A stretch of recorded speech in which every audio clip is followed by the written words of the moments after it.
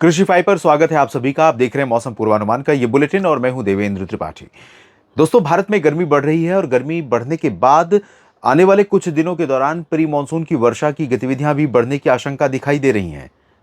जो वर्तमान स्थिति है ये भी परेशान करने वाली है, डराने वाली है, और जो आशंकाएं या संभावनाएं नजर आ रही हैं वो भी कहीं ना कहीं डराने वाली हैं, क्योंकि प्री मानसून की वर्षा संभावित है मार्च के दूसरे पखवाड़े में और मिड में, यानी 13-14 मार्च से चांसेस हैं कि देश के कई राज्यों पर बादल बरसने वाले, गरजने वाले पहुंच सकते हैं और बरसात की आशंका बन सकती है, जिसके कारण कई जगहों पर फसलों के लिए चुनौती पैदा हो सकती है।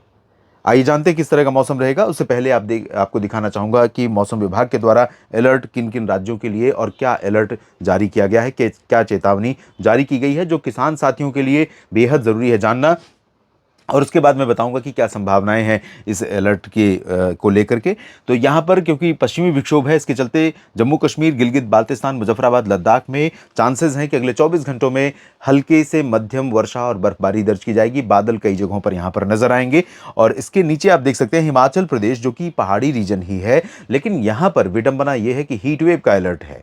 इस समय मार्च के मध्य में आने से पहले ही हिमाचल प्रदेश में अगर हीट वेव चले, जम्मू कश्मीर में अगर तापमान बेतहाशा ऊपर पहुंच जाए तो बहुत बड़ी बात है। इधर राजस्थान में हीट वेव का अलर्ट है, गुजरात और महाराष्ट्र के पूरे रीजन में, और गुजरात में साथ में गोवा में, और यहाँ पर बारिश का अलर्ट है बिहार, झारखंड, पश्चिम बंगाल, पूर्वोत्तर भारत के क्षेत्रों में और दक्षिण में केरल में। और आइए जानते हैं कि क्या संभावनाएं दिख रही हैं। तो उत्तर भारत के पहाड़ों पर जो अलर्ट है, जो चेतावनी है दोस्तों, संभावना है कि जम्मू कश्मीर और गिलगित बाल्टिस्तान, मुजफ्फराबाद, लद्दाख के कई हिस्सों में हल्की वर्षा के साथ कहीं पर मध्यम बौछारें या हिमपात देखने को मिले।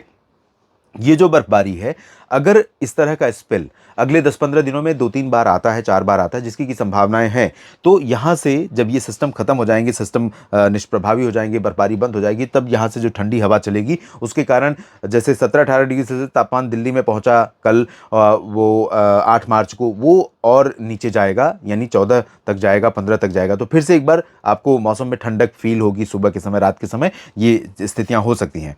लेकिन अभी फिलहाल यहाँ पर बर्फबारी, और नीचे की तरफ अगर देखें तो पंजाब, हरियाणा, राजस्थान के कुछ हिस्सों और दिल्ली और पश्चिमी यूपी के कुछ भागों में, यानी बरेली और आसपास के भागों से लेकर के आगरा होते हुए चुरू और सीकर, अलवर, बीकानेर, इसके ऊपर के भागों में कुछ जगहों पर कल बादल दिखाई पड़ेंगे। बारिश की संभावना बहुत कम है, लेकिन क्योंकि प्री मानसून सीजन है, गर्मी बढ़ रही है, और ऐसे में जब इस तरह से बादल आते हैं तो कभी कभी अचानक कुछ जगहों पर छिटपुट बूंदाबांदी गरज के साथ, धूल भरी हवाओं के साथ देखने को मिल जाती है। तो चांसेस तो बहुत कम है, लेकिन गर्मी बढ़ेगी। गर्मी पूरे राजस्थान में बढ़ेगी, पंजाब, हरियाणा, दिल्ली, उत्तर प्रदेश में और गुजरात, महाराष्ट्र में सभी जगहों पर गर्मी बढ़ेगी।